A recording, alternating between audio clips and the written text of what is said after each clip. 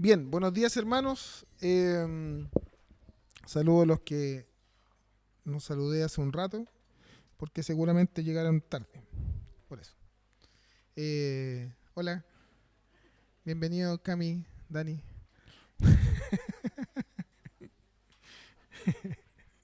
Bien hermanos, estamos en el tercero, cuarto sermón.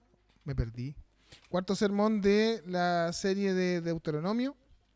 Entonces les voy a pedir que abran sus Biblias y me acompañen en la lectura en el libro de Salmos, en el Deuteronomio, capítulo 3. Era para ver si estaban atentos. Deuteronomio capítulo 3, del versículo 12 hasta el verso 29. Voy a leer en Reina Valera contemporánea. Si puede configurar su teléfono, si es que lo está leyendo de ahí. Deuteronomio capítulo 3, desde el versículo 12 hasta el final. Dice así: el territorio que en aquel tiempo conquistamos, que va de Aroer, que está junto al arroyo de Armón, hasta la mitad del monte de Galaad, se la entregué a los rubenitas y a los gaditas, junto con sus ciudades. El resto de Galaad y todo Basán, que era el reino de Og, y toda la tierra de Argob,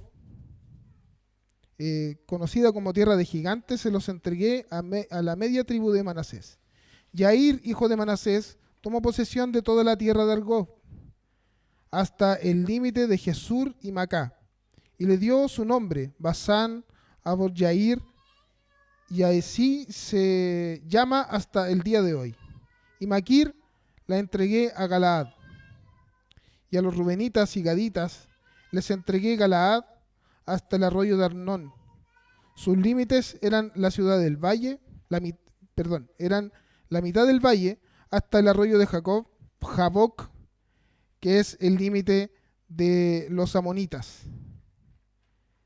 El Arabá, con el Jordán como límite desde Cineret hasta el mar de Arabá, es decir, el mar Salado, y por el lado oriental las faldas del monte Pisgah. En aquel tiempo yo les di la siguiente orden: el Señor su Dios les ha dado en propiedad esta tierra, pero todos ustedes, los aguerridos, deben tomar sus armas y cruzar el río frente de sus hermanos israelitas. En las ciudades que les he entregado solo se quedarán sus mujeres y sus hijos, y también el mucho ganado que yo sé que ustedes tienen.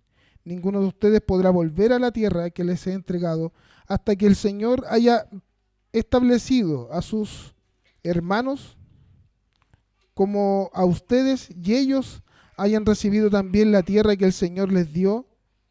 El Señor su Dios les da al otro lado del Jordán. En aquel tiempo también ordené a Josué: tú mismo has visto todo lo que el Señor Dios hizo con aquellos dos reyes, y lo mismo hará el Señor con todos los reinos por los cuales vas a pasar. No tengan miedo, porque el Señor su Dios es quien pelea por ustedes. En aquel tiempo le rogué al Señor en oración: tú, Señor y Dios, has comenzado a mostrar tu grandeza y tu mano poderosa a este siervo tuyo. Ciertamente no hay Dios en el cielo ni en la tierra que haga las grandes proezas que tú haces. Yo te ruego que me concedas cruzar el río y contemplar esa bella tierra que está más allá del Jordán, y ese bello monte y el Líbano. Pero por culpa de ustedes, el Señor se había enojado contra mí, y por eso no me escuchó, sino que me dijo: basta, no me hables más de este asunto. Sube a la cumbre de Pisgah y dirige la mirada al norte y al sur, al este y al oeste. Mira con tus propios ojos, porque no cruzarás el Jordán. Manda a Josué y anímalo y fortalécelo. Será él quien lo cruzará al frente de este pueblo, y será él quien le dé posesión de la tierra que ahora verás. y nos detuvimos en el valle delante de Bet Pegor. Oremos. Señor, te damos gracias, te bendecimos, Señor, en esta mañana. Te pido, Señor, que puedas dirigir mis labios, Señor, para exponer tu palabra, para que podamos, Señor, ser alimentados por ti, Padre Santo. Gracias, Señor, te doy, te pido, Señor, que cada uno, Señor, pueda tomar su porción y que podamos, Señor, ser alimentados y bendecidos por medio de tu palabra. Gracias, Señor, te doy. En el nombre de Jesús, amén.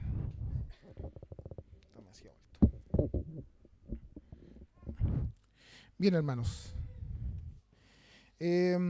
Recordemos dónde estamos en esta sección.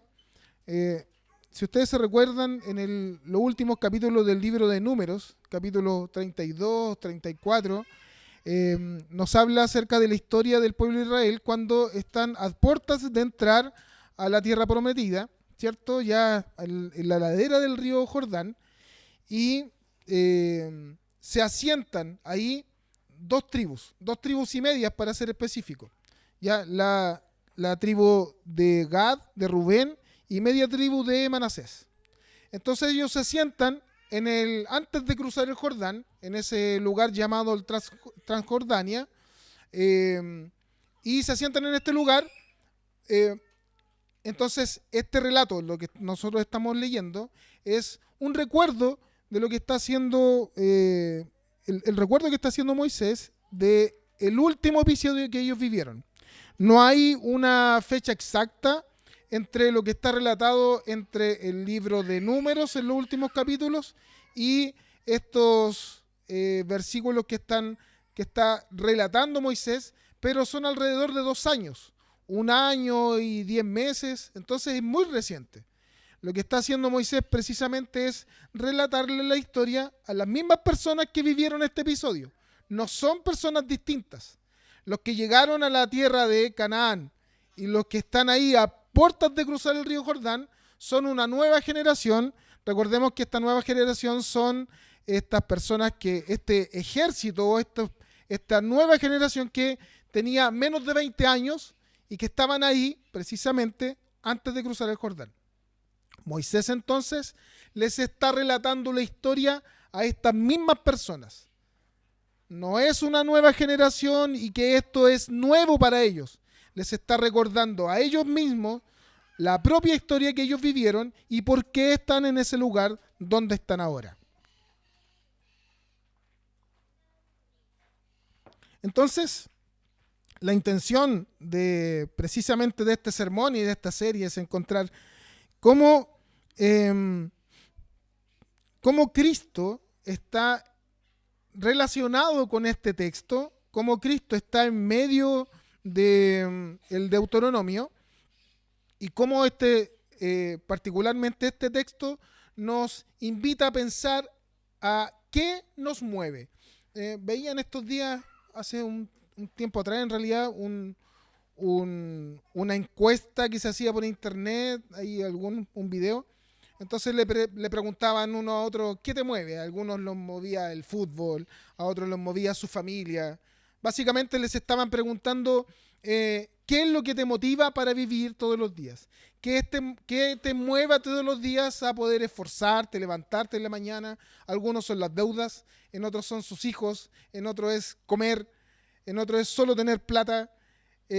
Para otros levantarse en la mañana y lo que lo mueve en el día son diferentes motivaciones. Lo que nos invita el sermón del día de hoy es a preguntarnos qué realmente nos está moviendo, qué nos está motivando a levantarnos, a servir, a relacionarnos con el resto, a estar aquí en medio de esta comunidad. ¿Qué nos motiva? ¿Qué nos mueve? Y cómo necesariamente recordar lo que el Señor hace por nosotros nos debe impulsar a una vida de servicio al Señor y también a una vida de servicio en nuestra comunidad. Entonces la primera parte, que comprende entre los versículos del 12 al 20, lo primero que nos muestra entre el 12 y el 17 son la distribución de las tierras. ¿Ya? Recordemos entonces que estamos aquí en el lado oriente del Jordán, esperando cruzar. ¿Ya? Y Moisés está relatando esta historia que ellos habían recientemente vivido.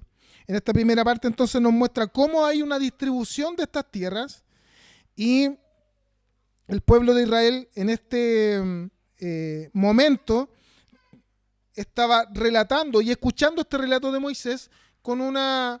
y esto particularmente era muy significativo para ellos. Están recordando lo que el Señor había hecho con ellos.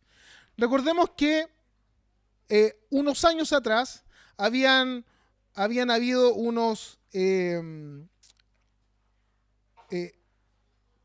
fueron unos espías a ver la tierra, ¿se acuerdan? Y lo que se encontraron fue con gigantes, con algo que precisamente los estaba desalentando. Pero hubo dos de ellos, que fue Josué y Caleb, que dijeron, no, esto no nos va a hacer retroceder, sino que vamos a conquistar esta tierra. Y esto fue precisamente lo que pasó. Lo que está diciendo ahora Moisés y lo que está relatando es recordarles lo que el Señor hizo por ellos. A pesar del temor que estaba en sus corazones, a pesar del temor que se invadió el corazón de la primera generación y que fue castigada, que fue disciplinada por Dios y muerta en el desierto, a pesar de ello, el Señor cumplió su promesa. Y pasó precisamente lo que dijo Josué y Caleb. Se los comieron como pan. Son pan comido, dijeron Josué y Caleb. Estos son pan comido. Se los comieron como pan. Entonces lo que está pasando aquí es que ellos están recordando, y Moisés les está recordando, esta distribución de la entrega de las tierras, esta primera parte, como confirmación clara de la fidelidad de Dios y el cumplimiento de su promesa para cada uno de ellos. No se trata solo de un relato donde se están repartiendo tierras y solamente están de alguna manera distribuyendo en dónde se iba a sentar cada uno, sino que este relato, esta primera parte, les está dando a entender y recordando que el Señor cumple sus promesas, a pesar de las dificultades que pueden haber. Entonces la distribución del territorio fue aproximadamente como esta. Una extensión de terreno entre 25.000 y 35.000 kilómetros cuadrados. Solo para tener un dato, la región metropolitana, solo la región metropolitana son algo así como 15.000 kilómetros cuadrados. O sea, toda el área metropolitana es aproximadamente la mitad de todo el territorio que estaban distribuyéndose para estas 2 tribus y media en el lado oriente del Jordán. Solo para tener un dato. Entonces, la distribución más o menos en proporción, la tribu de Rubén, que estuvo en el lado sur de este terreno, de este territorio, tuvo más o menos posesión sobre entre 5.000 y 7.000 kilómetros cuadrados. Un poquito más grande que la mitad del área metropolitana. La tribu de Gad, en el centro de este territorio, que tomó posición entre 8.000 y 10.000 kilómetros cuadrados, y la medio tribu de Manasés, que a pesar de que fueron media tribu, fue quien tomó la posesión más grande de territorio, entre 12.000 y 18.000 kilómetros. Entonces, esta distribución de terreno, lo que está diciendo, como les decía hace un rato, no solamente está recordando y reafirmando que el Señor les dio esta tierra, sino que es una marca de inicio del cumplimiento tangible de la herencia de Dios para el pueblo, de la herencia de Dios para su pueblo. Entonces, lo importante era que Moisés estaba relatando esta historia para ellos, recordando y reafirmando las promesas de Dios. Los versículos 18 al 20, Moisés les recuerda cuál fue la instrucción que hubo detrás de estas 2 tribus y medias en el libro de Números. Recuerden que estas 2 tribus fueron donde Moisés a hablar y les dijeron: nosotros nos vamos a quedar acá, tenemos harto ganado, ya nosotros ganamos, les ganamos la batalla a estos 2 reyes que tenían muchas posesiones y nosotros nos quedamos con mucho ganado, y esta tierra es conveniente para nosotros, es una tierra amplia y hay mucho pasto, era una tierra muy rica donde ellos podían asentarse sin ningún problema. Y Moisés, de alguna manera, Dios por medio de Moisés, les dan el gusto. Les dice: ok, quédense acá. Sin embargo, lo que tienen que hacer es dejar a sus esposas, a sus hijos y su ganado solos, porque tienen que ir a pelear la batalla con sus hermanos, al otro lado del Jordán. Recuerden la frase de ellos, una frase muy particular en el libro de Números, de estas 2 tribus y medias. No nos hagas cruzar el Jordán, le dijeron ellos a Moisés. No nos hagas cruzar el Jordán. Con algunas intenciones detrás de esto. La primera intención era que querían evitar la fatiga, pues, estaba claro. Si ya estaban listos acá, ¿para qué iban a ir a pelear al otro lado? ¿Para qué iban a pelear si ellos ya tenían su tierra asegurada? Eso primero. Y segundo, es que ellos también estaban con un temor de que les fuera mal. ¿Por qué iban a arriesgar algo que ya tenían seguro? Lo iban a ir a arriesgar al otro lado del Jordán. Quedémonos aquí. Ni tonto ni perezoso, decía mi abuelo. ¿Cierto? Nos quedamos aquí, estamos listos, estamos asegurados, estamos con nuestra familia, ya nos pusimos nuestras casas, nuestras carpas, y ya está todo nuestro ganado aquí comiendo sin ningún problema. Entonces, lo que está recordando Moisés es que hubo una instrucción clara de parte de Dios por medio de Moisés a estas 2 tribus, es que ellos tenían que dejar sus posesiones, tenían que dejar su familia y su ganado para ir a pelear con sus hermanos, para que ellos también, en el momento en que estuvieran asentados y ya estuvieran firmes en el lugar donde estaban, pudieran entonces volver a este lugar que estaba al oriente del Jordán.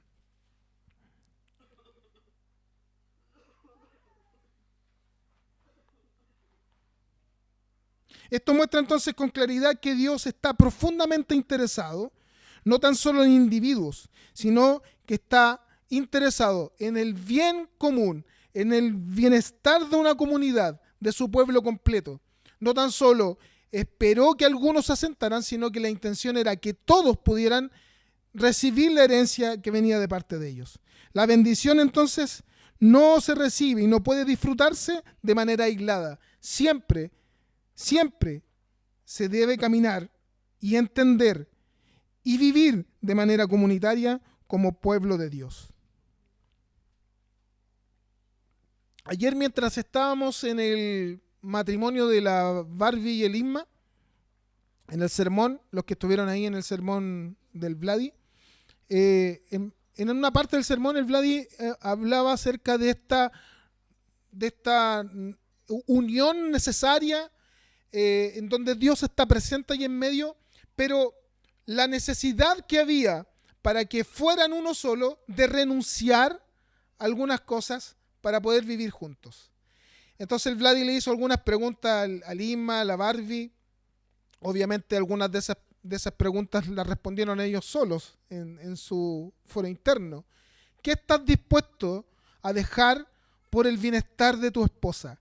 ¿Qué estás dispuesto a dejar por el bienestar de tu esposo? Fue la pregunta del Vladi ayer. Moisés está recordando al pueblo de Israel que la vida no se vive de manera solitaria, se vive de manera comunitaria. Nos llama a vivir en comunidad. Esto implica que algunas de las tribus que estaban ahí ya listas debieron renunciar a algo por el bienestar de sus hermanos.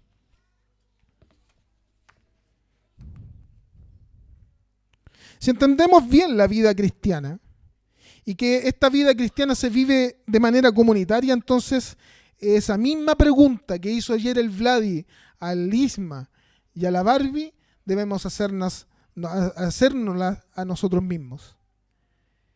Si estás interesado en vivir en esta comunidad y ser el pueblo, ser parte del pueblo de Dios, ser parte del cuerpo de Cristo, entonces debemos estar dispuestos a renunciar a algunas cosas por el bienestar del otro.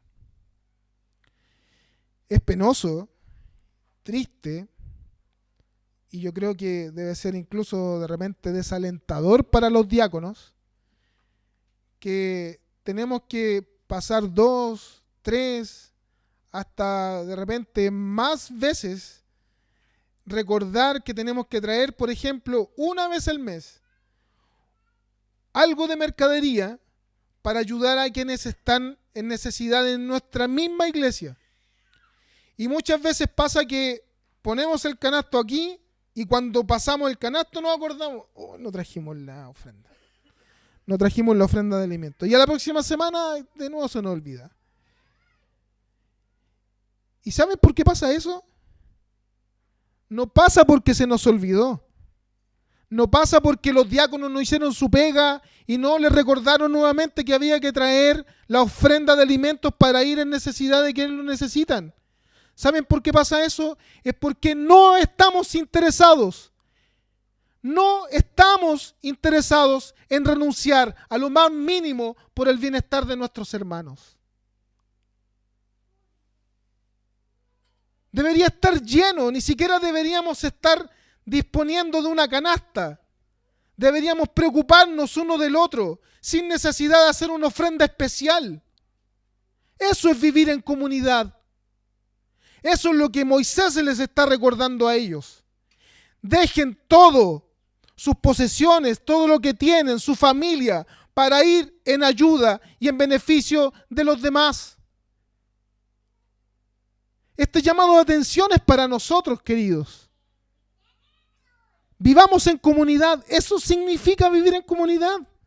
Si no significa venir solo el día domingo y preocuparse por el hermano el día domingo y saber cómo está y hablar de fútbol, de política y de las cosas que no hablamos con él durante la semana porque no lo llamamos, sino que es precisamente preocuparse, ocuparse de las necesidades de quien está a tu lado. Pregúntate, mira para adelante, para el lado, para atrás. ¿Cómo se llama el que está al lado tuyo? ¿Dónde vive? ¿Qué edad tiene? ¿Tiene hijos? ¿No tiene hijos? ¿Está con trabajo? ¿Está sin trabajo? ¿Tiene necesidades? Si la respuesta a todas esas es no sé, entonces hay algo que estamos haciendo mal. La segunda parte,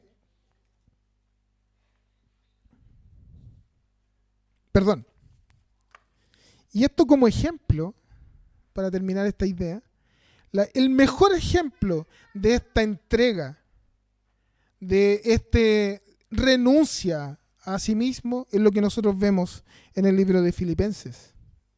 Jesús se entregó a sí mismo. Jesús no estimó como cosa que aferrarse ser Dios mismo, sino que se entregó, se humilló y se entregó por nosotros.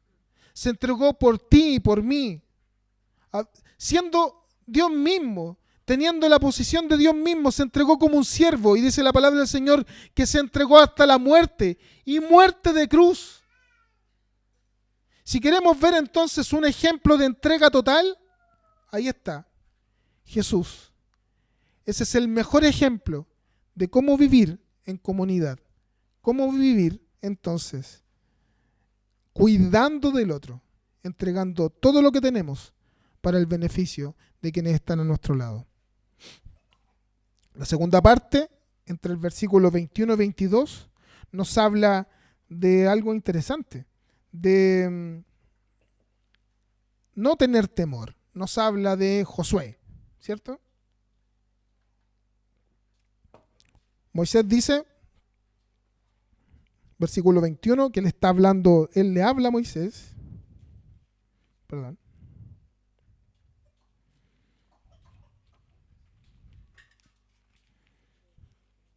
Moisés le habla a Josué.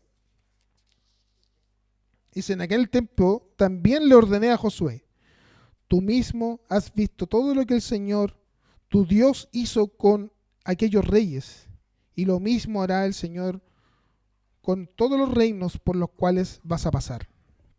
Versículo 22, no les tengan miedo porque el Señor, su Dios, es quien pelea por ustedes.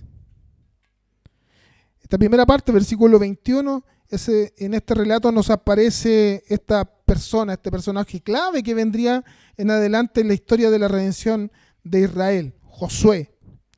De hecho, cuando hablamos de Josué y vemos el nombre de Josué, inmediatamente nos acordamos los canutos, los que hemos alguna vez leído la Biblia, nos acordamos inmediatamente del texto.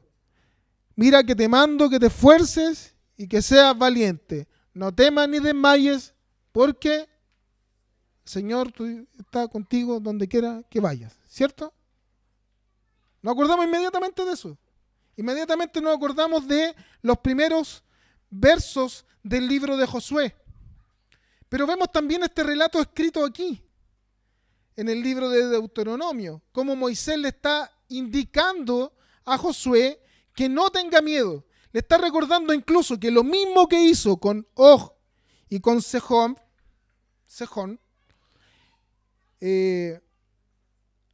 un poquito tiempo atrás, lo mismo iba a hacer con él en adelante. Por donde él fuera, el Señor le iba a dar la victoria. Mientras la mayoría del pueblo de Israel vio gigantes, vio ciudades fortificadas, vio motivos para temer, Josué junto con Caleb decidieron poner sus ojos en Dios. Y fueron precisamente dos de los hombres de esta generación que había quedado perdida en el desierto. Estos dos hombres eran los únicos baluartes que quedaban ahí vivos de esa generación para contar la historia y para decir que Dios respalda a quienes le creen. El mismo Moisés que estaba relatando esta historia era alguien que no iba a poder cruzar el Jordán. Solo iba a cruzarlo de la primera generación Josué y Caleb. Entonces este Josué era importante. Pero Dios le dio esta tarea a Moisés para decirle y recordarle a Josué que lo mismo que había hecho antes con él, lo mismo que habían visto sus ojos, como el Señor le había dado la victoria sobre estos gigantes, lo seguiría haciendo en adelante con él enfrente del pueblo.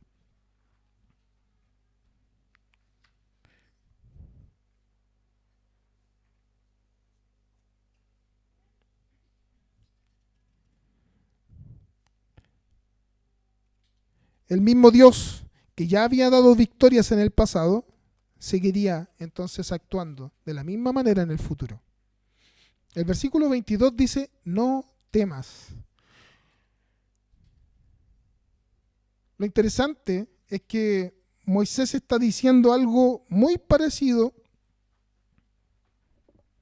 a lo que nosotros vemos en Josué capítulo 1. No temas ni desmayes, el Señor está contigo.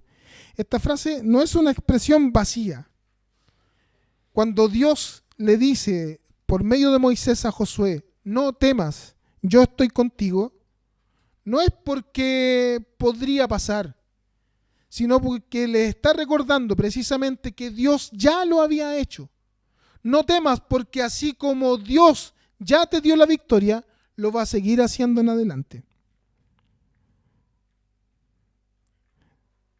Tenía una raíz mucho más profunda esta frase, el no temas. Está basada no en la capacidad que Dios le podía dar a Josué, no en la capacidad que ellos tenían como pueblo de poder conquistar la tierra, sino que estaba puesta precisamente en quien conquistaba la tierra, quien precisamente iba a pelear por ellos, quien precisamente les había dado la victoria. Esta frase, no temas, no está puesta entonces en las capacidades humanas, está puesta en las capacidades que tiene Dios, porque Él pelea por ellos. Porque el Señor tu Dios es quien pelea por ustedes, dice la última parte del versículo 22. Lo que Moisés está diciendo es que estas palabras sostendrían a Josué en el futuro y no debía apoyarse en su propia fuerza, en su virtud, en su liderazgo, sino en el Dios que había peleado la batalla por ellos y ya les había dado la victoria. Esa verdad, entonces, transforma completamente la manera de enfrentar el desafío que tenía Josué en adelante de dirigir a este pueblo. No pondría la fuerza, no pondría su confianza en su propia fuerza, no pondría su confianza en este pueblo que ya había fallado, sino que pondría su fuerza en el Dios que ya les había dado la victoria. No hay nada que podamos darnos, que pueda darnos más esperanza que depositar nuestra confianza en el Dios soberano, todopoderoso y lleno de gracia. La vida, queridos, está llena de bemoles. Nada es completamente blanco ni negro, ¿cierto? Hay grises en medio. ¿A quién le ha resultado todo lo que ha planificado? Levante su mano. Todo lo que planificó en la vida le resultó tal y como lo planificó. Nadie. A ninguno. Porque nosotros planificamos, hacemos nuestros ajustes, pensamos en cómo va a venir en adelante, creemos que esto va a funcionar de cierta forma, pero funcionan de otra. Y muchas veces estas cosas hacen que precisamente nosotros nos llenemos de incertidumbre, nos llenemos de temores, de dolores, de angustias. Creemos que la vida va a ser fácil, que la vida va a ser lleno de alegrías. Y de repente nos toca vivir en momentos de tristeza, de dolor, de preocupación. Ayer mientras estábamos en el matrimonio nos conversábamos ahí con algunos de cómo hoy día la vida nos está llevando y nos impulsa a hacer miles de planes. Cómo la vida nos está empujando a ser un profesional, a tener éxito, a tener una linda casa, a tener ojalá un auto del año, y si son dos mejor, y tener una casa grande que pueda albergar a más de un auto, porque si no, no entra el auto, tener un buen trabajo, tener una linda familia, todo eso, de alguna manera, el mundo, el medio en el que nos movemos nos impulsa y nos empuja para eso. Y vivimos estresados. Ayer conversamos de las enfermedades mentales, cómo nos están agobiando. Yo les contaba a los chiquillos que cuando yo cumplí 40 años, porque no tengo 35, sí. Cuando cumplí 40 años, me achaqué. Y literalmente me dio un achaque físico, me dio una parálisis facial, no sé si ustedes se acuerdan. Se me cayó el pelo. Se me había caído antes. No. Pero a los 40 años me pasó eso. Precisamente a los 40 años me enfermé, nunca me había pasado nada. Pero me enfermé, me estresé, estuve con licencia psiquiátrica por estrés. Antes dormía 3 horas y no pasaba nada. No pasaba nada. Estudié de noche, entonces como que dormía poco y no pasaba. Hoy día duermo 7 horas y despierto con sueño y ando todo el día muerto de sueño. Claro, no pasan en vano los años también, ¿ya? Así que los que se le acercan los 40, Dani, de nuevo, preocúpese. Pero bueno, vivimos en este mundo como lleno de preocupaciones. Tenemos que hacer muchas cosas. Sin embargo, cuando pensamos en el futuro, nos llenamos de incertidumbres. No sabemos qué va a pasar. El Señor nos recuerda que Él pelea nuestras batallas. Vive tranquilo. No temas. No temas. En las palabras de Jesús, Jesús dijo, en el mundo van a tener aflicción. ¿Saben qué? No la van a pasar bien probablemente. Van a tener aflicción, pero no teman. Yo he vencido al mundo. La confianza no está en lo que tú puedas hacer. Tu confianza, tu seguridad no está en el gobierno que está actualmente, ni el que va a venir, ni en las cosas, ni en las políticas públicas que puedan venir para mejorar tu condición. Tu confianza debe estar puesta en Dios. ¿Sabes por qué? Porque Él es quien lidia tus batallas. Porque a pesar de que te has caído muchas veces, el Señor está contigo. El Señor murió, entregó su vida para que tú estuvieses aquí hoy día. ¿Hay algo más importante que eso? No temas. Yo he vencido el mundo, dijo Jesús.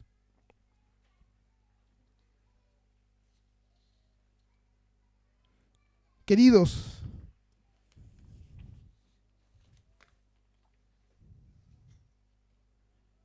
el llamado de hoy es el mismo. No temer, confiar. Y escuchen lo que la palabra del Señor nos dice. El Señor está contigo. El Señor está con nosotros. La última parte, entre el versículo 23 al 29, nos habla acerca de una respuesta inesperada que tuvo Moisés. Moisés empieza a relatar en esta parte una historia que precisamente y seguramente era muy triste de contar. Del versículo 23 al 27, Moisés empieza a relatar esta parte de su historia muy personal que precisamente lo dolía. Recordemos el contexto. Por causa de la incredulidad del pueblo, Moisés de alguna manera se tomó una atribución que no le correspondía. Dios le dijo que tenía que hablarle a la roca y Moisés golpeó la roca en Horeb y esta dio agua. El Señor respondió. Recuerden que Moisés le dice al pueblo, ¿quieren que les dé agua? Les voy a dar agua. Ok. Y golpeó la roca. Desobedeciendo la instrucción de Dios, porque Dios le había dicho que él hablara a la roca y de la roca iba a brotar agua. Pero Moisés, lleno de odio de alguna manera, aburrido con el pueblo de Israel en ese momento. Y de alguna manera, si nos ponemos los zapatos de Moisés, también lo entendemos. Si era un pueblo que era tan terrible, hermano.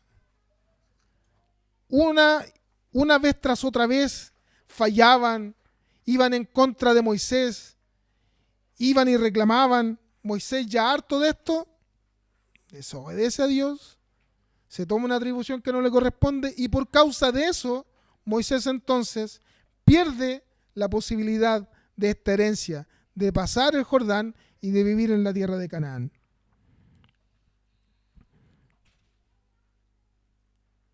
La razón de encontrarnos con este episodio es que Moisés está relatando su historia, está diciendo, yo oré al Señor y le pedí al Señor, le rogué al Señor. Dice que oró al Señor, alabó al Señor, bendijo el nombre del Señor y le rogó, por favor, cruzar el Jordán y vivir en esta tierra. Pero el Señor no le respondió, no le escuchó.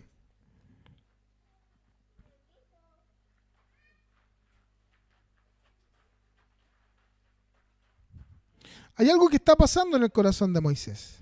Miren lo que dice el versículo 26.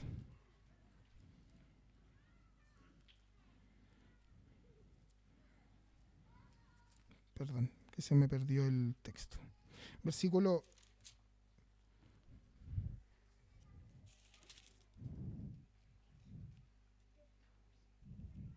Versículo 25. Yo te ruego que me concedas cruzar el río y contemplar esa bella tierra que está más allá del Jordán, y ese bello monte y el Líbano. Pero por culpa de ustedes, el Señor se había enojado contra mí. Y por eso no me escuchó, sino que me dijo, basta, no me hables más de este asunto. ¿Identifican ahí algunas cosas en este relato de Moisés? ¿Se acuerdan del episodio? ¿Quién falló? ¿Quién se equivocó? Moisés. No se equivocó el pueblo. Ciertamente el pueblo sí se equivocó, pero ¿quién se equivocó y quién falló, quién pecó? Fue Moisés. ¿Qué pasa con un corazón dolido, con un corazón entristecido, un corazón que no cumple sus metas, no cumple lo que estaba esperando? Le echa la culpa al resto. Es más fácil. ¿Qué dijo Moisés? Por culpa de ustedes, el Señor no me escuchó. Pregunta, ¿el Señor le escuchó? ¿El Señor escuchó la oración de Moisés? ¿Le respondió? ¿Le respondió? La respuesta fue distinta de la que él esperaba, obviamente. Pero ¿qué dice Moisés? Moisés dice, y Dios no me escuchó. ¿Cuántas veces no hemos puesto en el mismo espacio que Moisés? El Señor no me escucha. El Señor como que no me escucha. Y de repente incluso pensamos y declaramos de alguna manera que parece que ya no soy hijo del Señor. O como que el Señor se hace loco conmigo, le responde a todo el resto, pero a mí no me escucha. Sí, el Señor ciertamente te escucha. El Señor ciertamente escuchó la voz de Moisés. Ciertamente escuchó la voz de Moisés y también respondió a Moisés y le dijo que no iba a cruzar la tierra, que no iba a ver la tierra, que no iba a cruzar el Jordán. Sin embargo, le dio una tarea específica, una tarea muy importante. Tenía que alentar, proteger, cuidar, alentar de alguna manera y también preparar a quien iba a dirigir el pueblo de ahí en adelante, a Josué. Versículos 28 y 29 dice que a pesar de que Moisés expresa que Dios no lo escuchó, Dios sí lo escucha. La respuesta fue clara. Él no entraría en la tierra de Canaán. Gracias. Sin embargo, la tarea de Moisés no había terminado. Él tenía que cuidar, preparar a Josué, quien sería el designado para reemplazarlo en guiar al pueblo a la conquista de la tierra prometida. Ciertamente, la respuesta que Moisés esperaba era otra. Sin embargo, Dios no lo dejó sin hacer nada. Dios no lo dejó sin hacer nada en ese momento.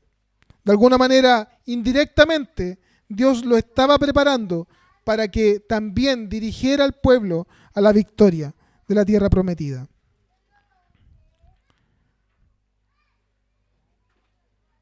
Si la respuesta entonces de Dios, queridos hermanos, no es la que nosotros estábamos esperando, si la respuesta de Dios es distinta de la que tú le estás pidiendo todos los días, ¿qué vas a hacer?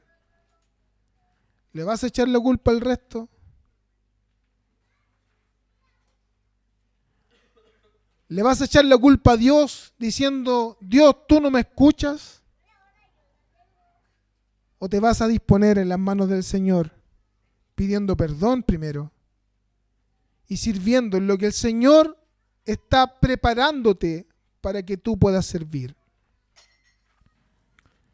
Seguramente en los planes de Moisés estaba llegar junto con el pueblo de Israel a la tierra prometida y estar dirigiendo ese pueblo y llegar con ellos allá durante 40 años dirigiendo este pueblo. ¿Y qué hizo pasar con ellos? Obviamente, ese era el plan de Moisés. pero el plan de Dios era distinto. El plan de Dios para Moisés fue distinto. Moisés quedó en el otro lado del Jordán, pero tuvo la posibilidad incluso de ver la tierra prometida y dirigir, cuidar y guiar a este hombre, quien iba a ser su sustituto en adelante. Y a quien Dios había puesto para que pudiera dirigir el pueblo. Y finalmente, con este hombre, este nuevo caudillo, este nuevo director, pudieran recibir la herencia que Dios les había dado. Entonces Moisés no quedó tendido en el camino. Dios no lo castigó y lo relegó a un espacio donde no podía hacer nada. Tenía una función importante. Tenía que alentar a quien iba a ser su sustituto, quien iba a guiar el pueblo. ¿Quién mejor que Moisés? Si conocía al pueblo hace 40 años. ¿Quién mejor que Moisés, que había estado en interacción con Dios durante mucho tiempo? ¿Quién mejor que Moisés para cuidar y guiar a este hombre, quien iba a ser el sustituto? De repente nosotros pensamos que Dios se olvidó de nosotros, pero quizás el propósito de Dios es distinto. Te está guiando, te está cuidando para que tú cuides a otros, para que tú guíes a otros, en silencio, sin que nadie lo sepa quizás, pero está guiando, cuidando, consolando, ayudando a otros. Eso también es un propósito de Dios para tu vida.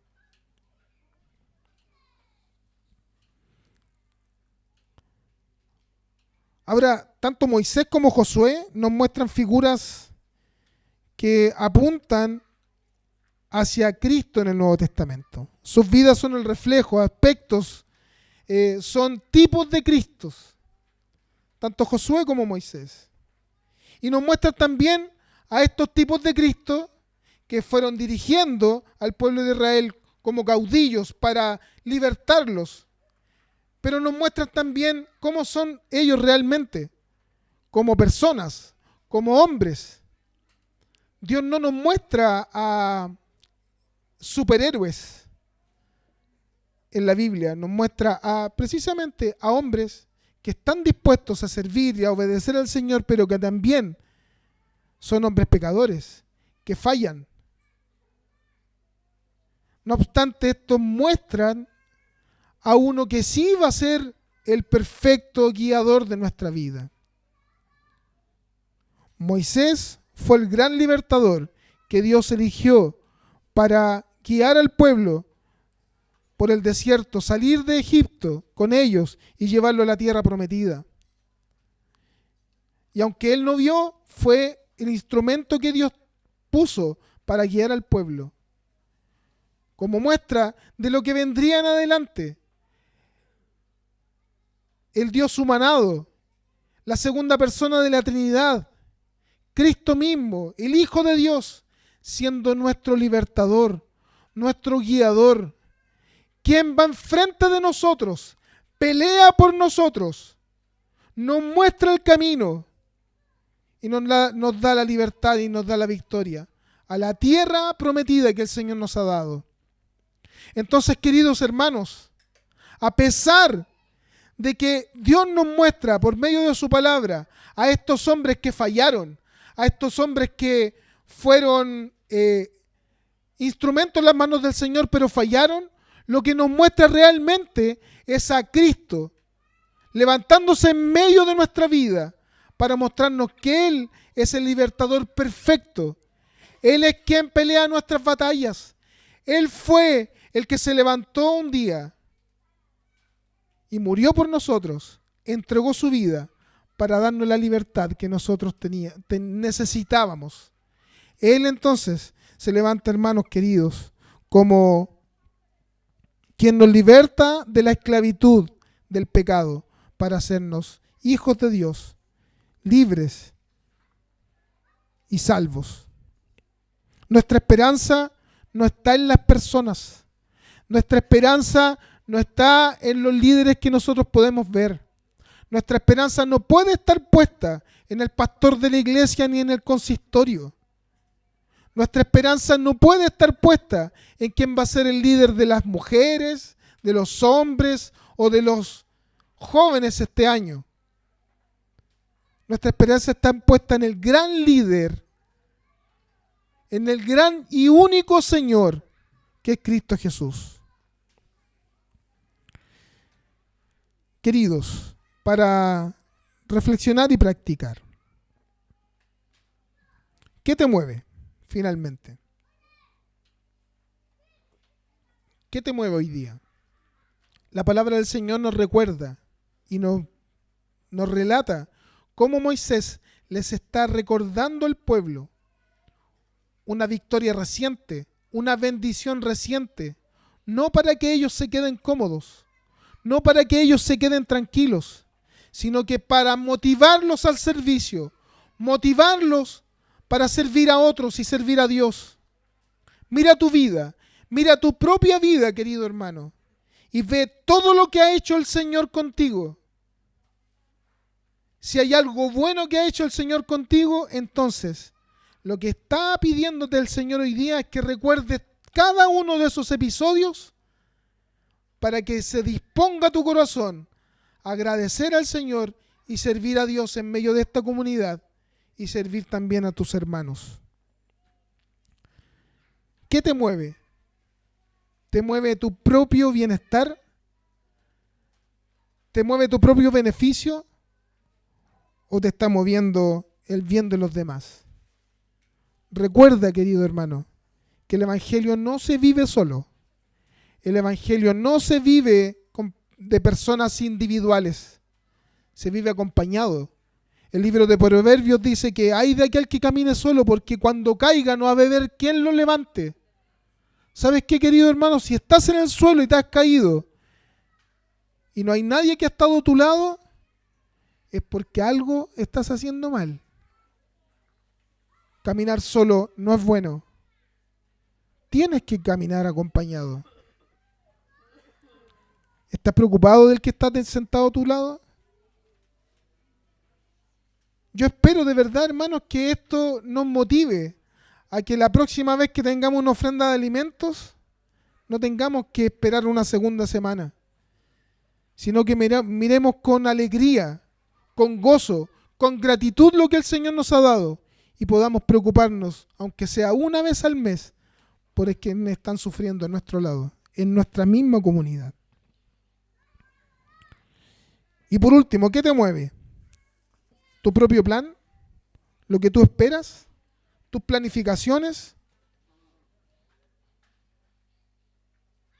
¿Qué te mueve? ¿Tu futuro?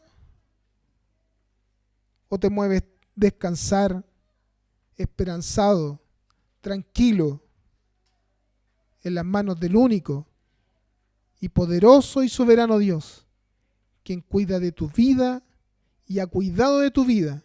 Si lo ha hecho hasta hoy día, ¿por qué no lo va a hacer mañana? Si hasta hoy día el Señor te ha cuidado, te ha protegido, te ha ayudado, ¿por qué mañana tendría que ser distinto? Confía en el Señor. Que lo que mueva nuestro corazón sea toda nuestra entrega al único y soberano Dios de toda nuestra vida. Que el Señor nos bendiga. Oremos. Señor, te damos gracias porque tú eres bueno, Señor. Porque ciertamente, Señor, tú nos amas por medio de tu Hijo Jesucristo. Gracias, Señor, te doy porque en esta mañana, Señor, podemos escuchar tu palabra y recordar, Señor, tanto beneficio, tanta bendición, Señor, que tú nos has dado. Ayúdanos, Señor, a tomar todo esto como un impulso para servirte a ti en medio de nuestra comunidad y servir, Señor, a quienes están a nuestro lado. Gracias, Señor, te damos. En el nombre de Jesús. Amén.